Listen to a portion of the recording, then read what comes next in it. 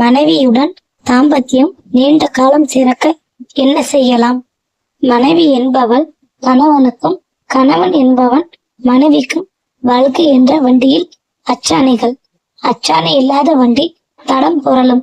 எனவே மனைவி கணவன் தாம்பத்திய உறவு சுமூகமாகவே இருக்க வேண்டும்.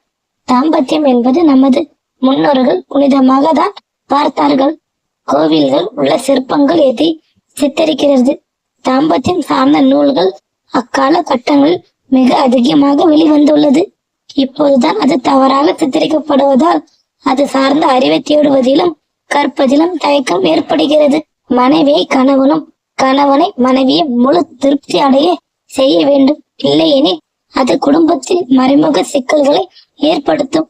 உள்ளே இருக்கும் தாம்பத்தியம் சார்ந்த பிரச்சனைகள் தெரியாமலேயே மறந்து போகும். இதனால் பிரிவு போன்ற பிளவுகள் கூட ஏற்படும். மேலும் தாம்பத்தியம் சரியில்லாத குடும்பங்களில் வேறு நபர் நுழையும் ஆபத்து உள்ளது. தாம்பத்தியம் சார்ந்த அறிவை ஆண்கள் தான் வளர்த்து கொண்டு மனைவிக்கு கொஞ்சம் கொஞ்சமாக சொல்லித்தர வேண்டும். நன்றி.